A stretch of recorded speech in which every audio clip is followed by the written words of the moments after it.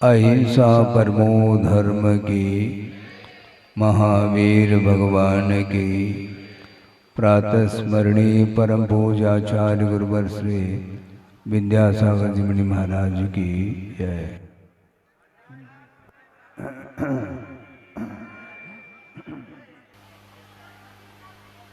किसी ने कहा कि महाराज आपका चातुर्मास कहाँ होगा? हमने कहा चातुर्मास तो होगा तो पक्की बात है, कहाँ होगा ये कैसे कहा जा सकता है? फिर भी लगभग 1.5 महीना है अभी है, अभी से मैं घोषणा कर रहा हूं कि चातुर्मास भारत में होगा। आप सोच रहे होंगे कि महाराज क्या बोलने वाले हैं, चातुर्मास तो होगा तो पक्की बात है, कहाँ होगा क्या होगा ये सब भविष्य का विषय है। किंतु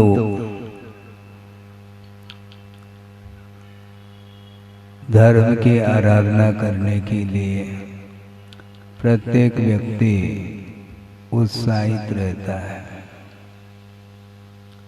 और जबलपुर में लगभग 20-25 दिन प्रवास रहा। उसके बाद दुकान को लेकर के पनागर पहुंच गए, क्योंकि दुकान लगती है तो बाहर जब मेला, उस मेले में भी ले जाते हैं दुकान को।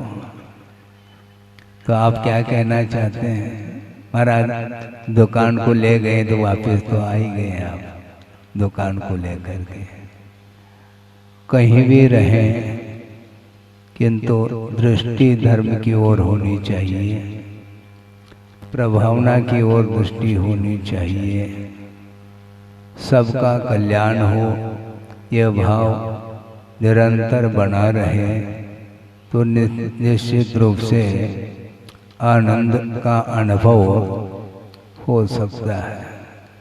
कहीं भी रहो आनंद जो आएगा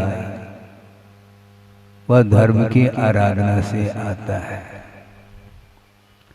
अपना और पराया ये तो चलता ही रहता है व्यवहार की भूमिका में, किंतु निश्चय की भूमिका में देखेंगे तो वस्तुतः आत्मदर्शन जिसको हो जाता है वह निरंतर आनंद में ही डूबता चला जाता है। भावना अलग वस्तु और भावना के अनुरूप अपने आप को ढालना भी पड़ता है। मांगने से कोई चीज मिलती नहीं है, किंतु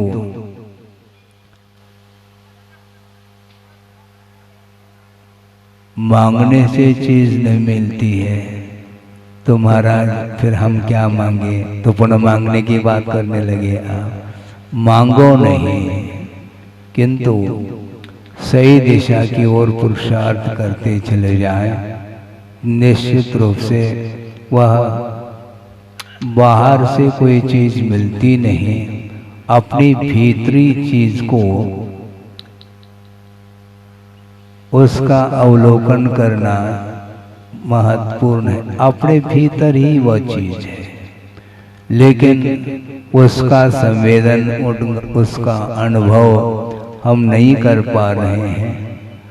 जैसा कि बुंदेलखंड में ही कहावत हमने सुनी थी कि जल में मीन प्यासा। हम सोचते थे जल में रह करके मीन प्यासा क्यों है?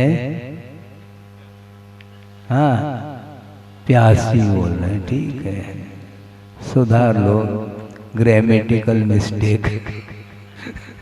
भाषा है, जल में मीन प्यासी। वस्तुतः हमेशा दृष्टि संसारी प्राणी की बाहर की ओर होती है, वह भीतर की ओर उसकी दृष्टि नहीं जा पाती है, अपने आप नहीं जाएगी, क्योंकि निरंतर बाहर रह करके वह एक आदत जिसको बोलते हैं, उसके कारण वह भीतर जाने में कष्ट का अनुभव करता है। जबकि बाहर आने में कष्ट का अनुभव इसलिए नहीं होता होगा कि बाहर दृष्टि जाती है तो भौतिकता देखने को मिलती है, बाहरी आकर्षण उसको बाध्य करता है। इसलिए प्रत्येक व्यक्ति की बात कर रहा हूँ, किसी व्यक्ति विशेष को लेकर के नहीं कहा जा रहा है, और यह स्थिति आज की भी नहीं है, बहुत यह प्राचीन परंपरा बल्कि अनंत कालीन परंपरा है। इसके इसीलिए आचार्यों ने कहा है, शांति के साथ सभी कोलाहल से मुक्त हो करके अपने भीतर बैठ करके थोड़ा सा स्वाद लेने का पुरुषार्थ करो। वह स्वाद कैसा आएगा महाराज? जो मुख में ले रखा है उसका स्वाद आ रहा है, और मुख जिसमें जिस वस्तु को लेकर के अब बार बार उसका स्वाद लेते हैं, तो वो कब तक लेते रहोगे? एक साथ सभी प्रकार का स्वाद लिया नहीं जा सकता। कभी मीठा का भी स्वाद लेते हैं तो मीठा लेते लेते क्या बोलते हैं, मुंह बंद जाता है। अच्छा, और मुंह खोलने के लिए वह नमकीन का भी प्रयोग करता है। चौखे की बात है, आपके सामने रख दूं। उन्होंने कहा कि महाराज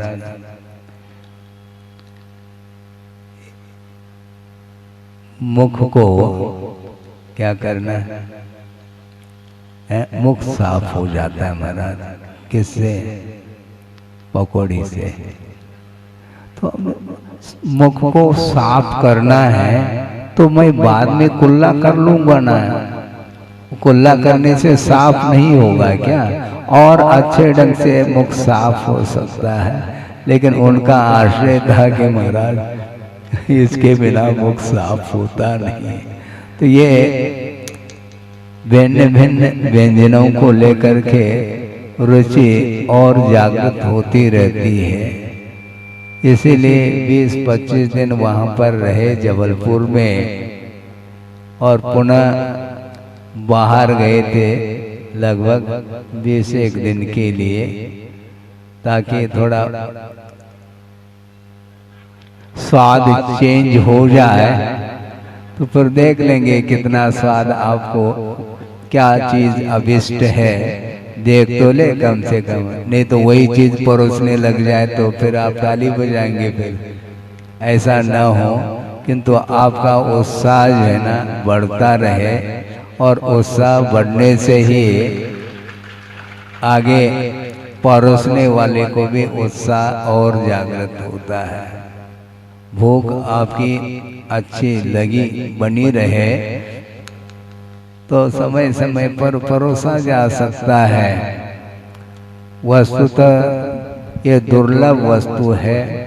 सांसारिक जितने भी पदार्थ हैं वो सारे सारे सुलभ हैं, और सुलभ इसलिए हैं क्योंकि अनंत बार उन वस्तुओं का समागम हुआ है। इसके उपरांत भी पुनरावृत्ति होती चली जा रही है।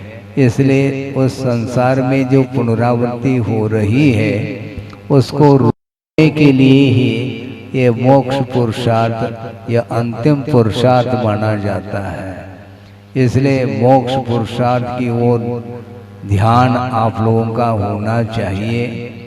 धर्म पुरुषार्थ भी होना चाहिए। अर्थ पुरुषार्थ तो चलता ही रहता है, लेकिन अर्थ पुरुषार्थ का अर्थ भी समझ में आना चाहिए। नीति न्याय के अनुरूप धर्म को नहीं भूलते हुए और परोपकार को भी नहीं भूलते हुए जीवन यापन करने के लिए व्यक्ति का आश्रय लिया जाता है और अनावश्यक वित्त का आधार लेना नहीं चाहिए। अननेसेसरी जिसको बोलते हैं, आवश्यक जितना है उतना ले ले, कोई बाधा नहीं है, किंतु अनावश्यक चीजों के माध्यम से बहुत बड़ी हिंसा, बहुत बड़ा पाप होता है। गुरुदेव ने भी कहा था कि सबसे बड़ी हिंसा किससे होती है। मैं सोच रहा था कुछ आचार्य महाराज कहेंगे, किंतु उन्होंने ये कहा सबसे बड़ा पाप या सबसे बड़ी हिंसा अनावश्यक चीजों के संकलन में हुआ करती है, क्योंकि वह विषय न स्वयं के उपभोग में वह आता है न दूसरे के उपभोग में आता है। जैसे आप लोग वित्त को गाड़ लेते हैं, गाड़ने की बात छोड़ दो महाराज, वो तो पुरानी पद्धति रही है। अभी तो बिल्कुल बैंक में बैलेंस रहता है। दूर दूर भी, आउट ऑफ कंट्री में भी मान लो आपका धन सुरक्षित रहता है, किंतु उस धन का उपभोक्ता कौन है किसी को ज्ञात नहीं है। जीवन भर श्रम करके, पुरुषार्थ करके व्यक्ति का संकलन कर लेता है संसारी प्राणी, और अंत तो गत्वा उसका उपभोग वह स्वयं भी नहीं कर पाता। किसी भी कारण को लेकर के उसका अवसान हो जाता है तो वह खाली हाथ ही जाता है। तो ऐसी स्थिति में परोपकार की दृष्टि को रखते हुए हम यदि जीवन यापन करते हैं, क्योंकि भगवान, आप नारा लगाते हैं, क्या लगाते हैं बोलो, जीवो और जीने दो। कौन जी रहा है, किसको जला रहे हैं? अड़ोस पड़ोस की ओर दृष्टि हमेशा होनी चाहिए। हालांकि कर्म के उदय से अपने अपने सुख का और दुख का अनुभव करता है संसारी प्राणी, किंतु उसके जीवन में जो संकट आया है, जो दुख की घड़ी आई है, उसको भी सहानुभूति के माध्यम से, सद्भावना के माध्यम से उसके लिए भी सहयोग दिया जा सकता है। आर्थिक सहयोग भी दिया जा सकता है, और भी इसके अलावा भी जो आवश्यक उनके लिए वस्तुएं हैं उनके माध्यम से भी उसको सहयोग दिया जा सकता है। कुछ ऐसे भी गरीब लोग होते हैं जो कर्म के उदय से भयानक रोग आदि खो जाते हैं, किंतु रोग को दूर करने के लिए उसके पास अर्थ नहीं, अर्थ का अभाव रहता है। तो ऐसी स्थिति में उसका जीवन का क्या होगा, उस ओर भी ध्यान रखे। औषध दान भी माना जाता है, आवास दान भी माना जाता है, और भी कई प्रकार के जीवन में आपत्तियां आती हैं, उनको दूर करने के लिए सहयोग दिए जा सकते हैं, देना चाहिए। क्योंकि परोपकार की बात केवल धर्म के आधार से ही संभव है। धर्म से विमुख होकर के जो जीव अपने स्वार्थ के साथ अपने जीवन को ही एकमात्र संभालने में लग जाता है, तो ऐसी स्थिति में वह एकमात्र स्वार्थ परायणता होने के कारण उसके स्वयं के जीवन में कोई भी मान लो भयानक संकट आ जाता है, उस समय उसको दूसरा कौन आ सकता है सहयोग देने के लिए। इसलिए परस्पर में एक दूसरे के प्रति अनुग्रह उपकार की भावना रखते हुए अपने जीवन को गुजारना चाहिए। आप नहीं भी गुजारो जीवन को तो जीवन गुजरता चला जाता है, किंतु भविष्य को यदि उज्जवल बनाना है, आगामी भव को यदि सुधारना है तो वर्तमान भव को सुधारने का प्रयास करिएगा। और जबलपुर के लिए गुरुदेव ने जो प्रकल्प दिया है उसको आपको फोकस करना है। कौन कौन से प्रकल्प दिए हैं? पूर्णायु है, जिनालय है और दयोदय है। ये सारे उनके प्रकल्प हैं। हाँ, प्रतिभा स्थली तो है ही। दयोदय आ गया तो उस परिसर में जो भी प्रकल्प हैं वो सारे आ जाते हैं। तो इस प्रकार परोपकार की दृष्टि, उनकी जो विशाल दृष्टि रही है उसके माध्यम से प्रभावना हो रही है। भावना अलग वस्तु और प्रभावना अलग वस्तु। भावना को आप जागृत करें और पूरी शक्ति, पूरी एनर्जी, ये तो बरो कम से कम एनर्जी ये कहो कम से कम, हाँ हो। तो सोचो, विचार करो, बड़ा विस्मय होता है, आश्चर्य होता है। 50 साल में गुरुदेव ने अकेले एकाकी हो करके वो निकले और आत्म कल्याण करते हुए। क्या उम्मीद हम लोग रखते थे?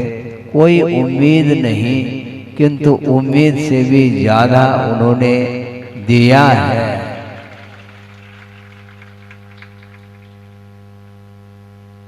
जबलपुर अलग है, सागर अलग है, इंदौर है, नागपुर है और भी विदिशा है, भोपाल है। ये सारे जो बड़े बड़े नगरी हैं जहाँ पर हजारों की लाखों की संख्या में जैन समाज रहती है और उनके लिए पूरा का पूरा उन्होंने समय दिया है और सारी जनता लाभान्वित हुई है। और उसी प्रकार उनका और कहना रहा कि ये तो आप लोगों को दिया है, किंतु दिया दे दिया, प्रकाश उन्होंने दिया है और उस प्रकाश का सदुपयोग उपयोग हमें करना है। आपस में वात्सल्य, प्रेम, आत्मीयता के साथ यदि आप आगे बढ़ते हैं और पता नहीं और क्या क्या होना है, क्योंकि जो भी होगा उसका आधार तो गुरुदेव हैं और उनका आलम्बन लेकर के उनको स्मरण में लाते हुए उनके संकेतों के ऊपर अथवा उन्होंने जो आदेश निर्देश मार्गदर्शन अधिक दिए हैं उन्हीं को एकमात्र जीवन का अंग बनाते हुए अपने को आगे चलना है। बहुत लंबा चौड़ा जीवन नहीं है, पीढ़ी दर पीढ़ी की अपेक्षा से अलग वस्तु, किंतु जीवन में जो अल्प समय मिला है वो सारा समय गुरुदेव के द्वारा जो कहा हुआ प्रशस्त मार्ग है उस मार्ग पर अपने शक्ति के अनुरूप चल करके प्रभावना करनी चाहिए। प्रभावना करने वाले प्रभावना करके निकल जाते हैं, किंतु उसी प्रकार की प्रभावना निरंतर बनी रहे, क्योंकि जिन शासन की प्रभावना करने में जो तत्पर रहता है वह भविष्य में जिन बन सकता है, ये ध्यान रखो। हैं क्या हम धीरे धीरे बोलते हैं, आप स्पीड से बोलते हैं, बात अलग है। संचालक महोदय धारा प्रवाह बोलते ही रहते हैं, हम धीरे धीरे बोलते हैं, लेकिन महत्वपूर्ण बात को हम भूलते नहीं हैं। जिन शासन की प्रभावना करने वाला व्यक्ति बहुत समर्पित रहता है धर्म के प्रति, इसलिए कालांतर में उसके जीवन में भी जन्म मरने का अवसर प्राप्त होता है। जनत्व अपने आप में यह शब्द ही बता रहा है, जो अपने आप को जीत लेता है, कर्मों को जीतता है, इंद्रियों को जीत लेता है, और वे जितने भी कालुष भाव हैं उनको जीत करके आत्मा को पवित्र बनाने का पुरुषार्थ करता है। इसके माध्यम से ही वह प्रभावना दिगंत तक फैल सकती है। यह आपका ही स्वयं का पुरुषार्थ माना जाएगा, क्योंकि मात्र 2-5 मिनट के लिए मैं बोल सकता हूँ, करना तो आपको ही है। गुरुदेव के जितने भी प्रकल्प हैं उनको पूरी शक्ति लगा करके बड़े उत्साह के साथ, और जितने भी छोटे छोटे और भी बालक भी हैं, युवा वर्ग भी हैं, उनके लिए भी आप प्रोत्साहित करते हुए और अपना जो दीर्घकालीन अनुभव जो गुरुदेव के माध्यम से आपके अंदर वह अनुभव आया है, उनको उस अनुभव को युवा वर्ग को उनको समझाते हुए अनुभव देते हुए आगे बढ़ेंगे तो निश्चित रूप से और कौन कौन से कार्य हो सकते हैं वह भविष्य के गर्भ में है। जल्दी से जल्दी आप लोग उन कार्यों को पूर्ण करते हुए समाज को, समाज एक व्यक्ति विशेष का नाम थोड़ी समाज है, एक मिल करके तो समाज बन जाती है। इसलिए समाज हमेशा समाज की दृष्टि धर्म की ओर होती है, उसमें कार्यकर्ताओं के अपेक्षा से कमेटी अधिक बनाई जाती है ताकि उसके माध्यम से सुचारू रूप से वह संचालन हो सके। इस दृष्टि को लेकर के गुरुदेव ने बहुत दिया है। अब देने के लिए मेरे पास कुछ भी नहीं है। उन्होंने जो दिया है उसको समय समय पर स्मरण में लाते हुए उसको क्रियान्वयन की अपेक्षा से निरंतर आप आगे बढ़ते रहें, जिसके माध्यम से निरंतर प्रभावना होती रहे। हो इस पवित्र भावना के साथ अहिंसा परमो धर्म की जय।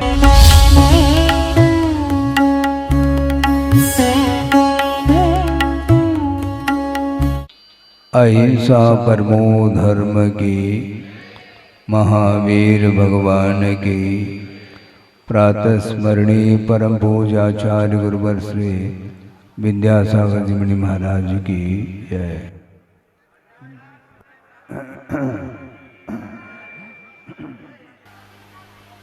किसी ने कहा कि महाराज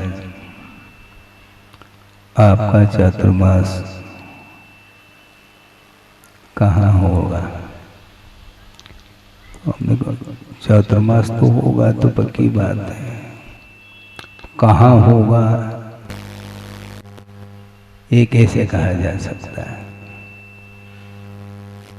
फिर भी लगभग 1.5 महीना है अभी है, अभी से मैं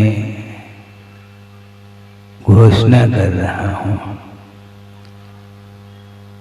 कि चातुर्मास भारत में होगा। आप सोच रहे होंगे कि महाराज क्या बोलने वाले हैं, चातुर्मास तो होगा तो पक्की बात है, कहाँ होगा क्या होगा ये सब भविष्य का विषय है। किंतु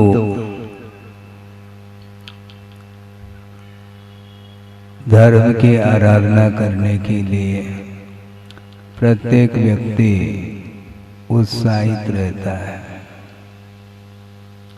और जबलपुर में लगभग 20-25 दिन प्रवास रहा। उसके बाद दुकान को लेकर के पनागर पहुंच गए, क्योंकि दुकान लगती है तो बाहर जब मेला, उस मेले में भी ले जाते हैं दुकान को। तो आप क्या कहना चाहते हैं? महाराज दुकान को ले गए तो वापस तो आ ही गए आप दुकान को लेकर के। कहीं भी रहें किंतु दृष्टि धर्म की ओर होनी चाहिए, प्रभावना की ओर दृष्टि होनी चाहिए, सबका कल्याण हो यह भाव निरंतर बना रहे तो निश्चित रूप से आनंद का अनुभव हो सकता है। कहीं भी रहो आनंद जो आएगा वह धर्म की आराधना से आता है। अपना और पराया ये तो चलता ही रहता है व्यवहार की भूमिका में, किंतु निश्चय की भूमिका में देखेंगे तो वस्तुतः आत्मदर्शन जिसको हो जाता है वह निरंतर आनंद में ही डूबता चला जाता है। भावना अलग वस्तु और भावना के अनुरूप अपने आप को ढालना भी पड़ता है। मांगने से कोई चीज मिलती नहीं है, किंतु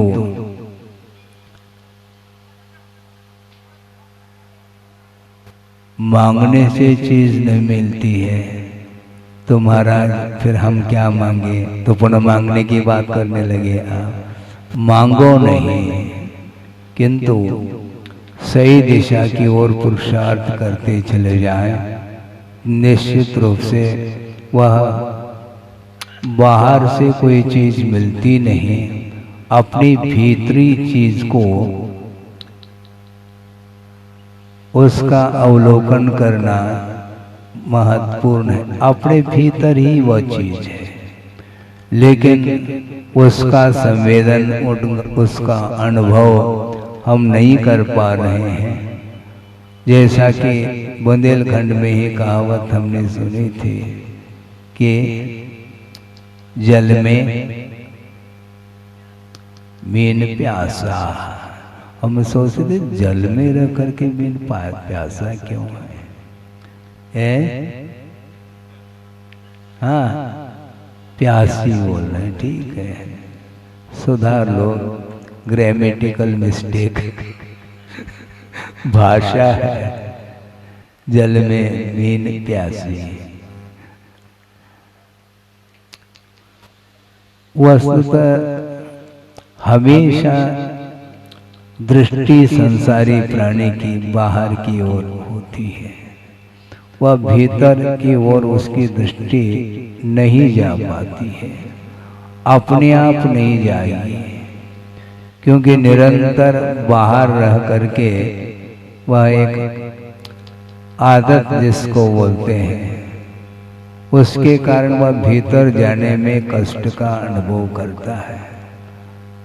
जबकि बाहर आने में कष्ट का अनुभव इसलिए नहीं होता होगा कि बाहर दृष्टि जाती है तो भौतिकता देखने को मिलती है, बाहरी आकर्षण उसको बाध्य करता है। इसलिए प्रत्येक व्यक्ति की बात कर रहा हूँ, किसी व्यक्ति विशेष को लेकर के नहीं कहा जा रहा है, और यह स्थिति आज की भी नहीं है, बहुत यह प्राचीन परंपरा बल्कि अनंत कालीन परंपरा है। इसके इसीलिए आचार्यों ने कहा है शांति के साथ सभी कोलाहल से मुक्त हो करके अपने भीतर बैठ करके थोड़ा सा स्वाद लेने का पुरुषार्थ करो। वह स्वाद कैसा आएगा महाराज? जो मुख में ले रखा है उसका स्वाद आ रहा है, और मुख जिसमें जिस वस्तु को लेकर के अब बार बार उसका स्वाद लेते हैं, तो वो कब तक लेते रहोगे? एक साथ सभी प्रकार का स्वाद लिया नहीं जा सकता। कभी मीठा का भी स्वाद लेते हैं तो मीठा लेते लेते क्या बोलते हैं, मुंह बंद जाता है। अच्छा, और मुंह खोलने के लिए वह नमकीन का भी प्रयोग करता है। चौखे की बात है, आपके सामने रख दूं। उन्होंने कहा कि महाराज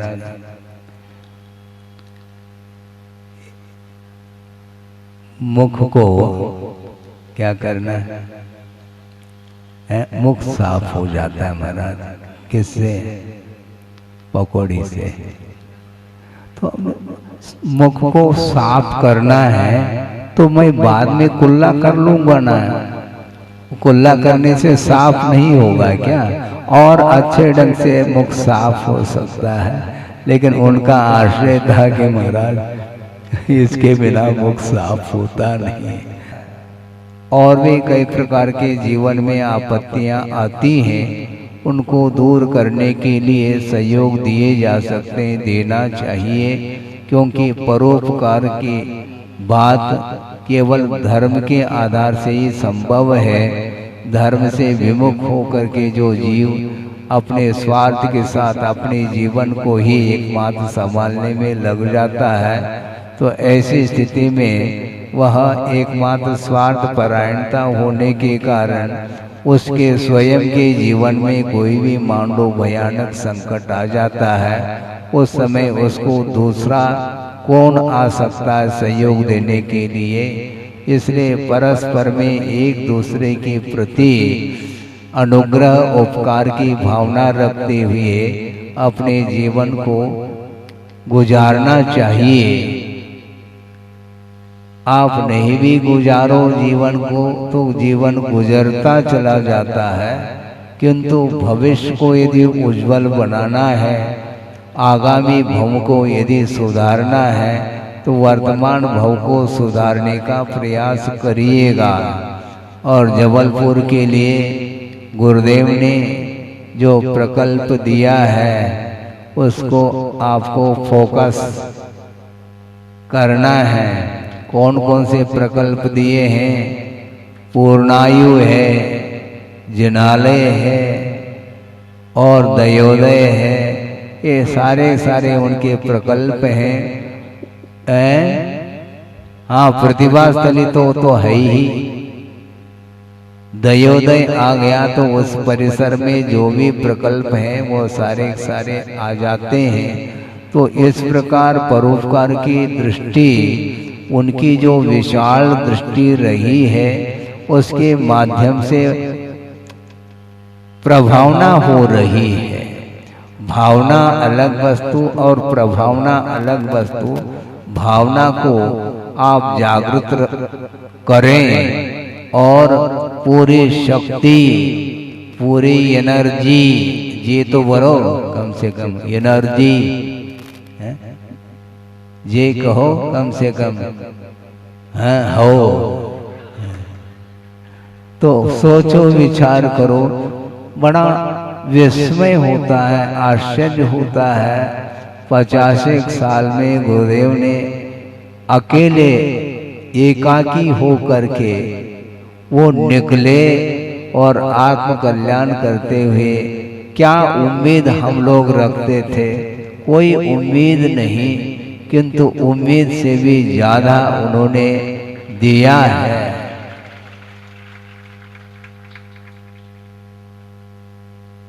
जबलपुर अलग है, सागर अलग है, इंदौर है, नागपुर है, और भी विदिशा है, भोपाल है।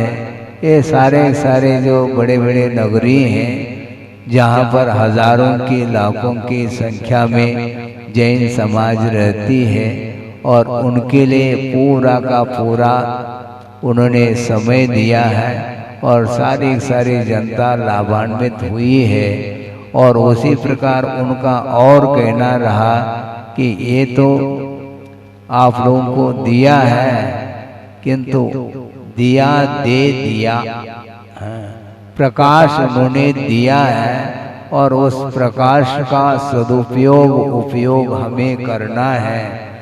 आपस में वात्सल्य प्रेम आत्मीयता के साथ यदि आप आगे बढ़ते हैं और पता नहीं और क्या क्या होना है, क्योंकि जो भी होगा उसका आधार तो गुरुदेव हैं और उनका आलम्बन लेकर के उनको स्मरण में लाते हुए उनके संकेतों के ऊपर अथवा उन्होंने जो आदेश निर्देश मार्गदर्शन अधिक दिए हैं उन्हीं को एकमात्र जीवन का अंग बनाते हुए अपने को आगे चलना है। बहुत लंबा चौड़ा जीवन नहीं है, पीढ़ी दर पीढ़ी की अपेक्षा से अलग वस्तु, किंतु जीवन में जो अल्प समय मिला है वो सारा समय गुरुदेव के द्वारा जो कहा हुआ प्रशस्त मार्ग है उस मार्ग पर अपने शक्ति के अनुरूप चल करके प्रभावना करनी चाहिए। प्रभावना करने वाले प्रभावना करके निकल जाते हैं, किंतु उसी प्रकार की प्रभावना निरंतर बनी रहे, क्योंकि जिन शासन की प्रभावना करने में जो तत्पर रहता है वह भविष्य में जिन बन सकता है, ये ध्यान रखो। हैं क्या हम धीरे धीरे बोलते हैं, आप स्पीड से बोलते हैं, बात अलग है। संचालक महोदय धारा प्रवाह बोलते ही रहते हैं, हम धीरे धीरे बोलते हैं, लेकिन महत्वपूर्ण बात को हम भूलते नहीं हैं। जिन शासन की प्रभावना करने वाला व्यक्ति बहुत समर्पित रहता है धर्म के प्रति, इसलिए कालांतर में उसके जीवन में भी जन्म मरने का अवसर प्राप्त होता है। जनत्व अपने आप में यह शब्द ही बता रहा है, जो अपने आप को जीत लेता है, कर्मों को जीतता है, इंद्रियों को जीत लेता है और वे जितने भी कालुष भाव हैं उनको जीत करके आत्मा को पवित्र करने का पुरुषार्थ करता है। इसके माध्यम से ही वह प्रभावना दिगंत तक फैल सकती है। यह आपका ही स्वयं का पुरुषार्थ माना जाएगा, क्योंकि मात्र 2-5 मिनट के लिए मैं बोल सकता हूँ, करना तो आपको ही है। गुरुदेव के जितने भी प्रकल्प हैं उनको पूरी शक्ति लगा करके बड़े उत्साह के साथ, और जितने भी छोटे छोटे और भी बालक भी हैं, युवा वर्ग भी हैं, उनके लिए भी आप प्रोत्साहित करते हुए और अपना जो दीर्घकालीन अनुभव जो गुरुदेव के माध्यम से आपके अंदर वह अनुभव आया है, उनको उस अनुभव को युवा वर्ग को उनको समझाते हुए अनुभव देते हुए आगे बढ़ेंगे तो निश्चित रूप से और कौन कौन से कार्य हो सकते हैं वह भविष्य के गर्भ में है। जल्दी से जल्दी आप लोग उन कार्यों को पूर्ण करते हुए समाज को, समाज एक व्यक्ति विशेष का नाम थोड़ी समाज है, एक एक मिल करके तो समाज बन जाती है। इसलिए समाज हमेशा समाज की दृष्टि धर्म की ओर होती है, उसमें कार्यकर्ताओं के अपेक्षा से कमेटी अधिक बनाई जाती है ताकि उसके माध्यम से सुचारू रूप से वह संचालन हो सके। इस दृष्टि को लेकर के गुरुदेव ने बहुत दिया है, अब देने के लिए मेरे पास कुछ भी नहीं है। उन्होंने जो दिया है उसको समय समय पर स्मरण में लाते हुए उसको क्रियान्वयन की अपेक्षा से निरंतर आप आगे बढ़ते रहें, जिसके माध्यम से निरंतर प्रभावना होती रहे। हो इस पवित्र भावना के साथ अहिंसा परमो धर्म की जय।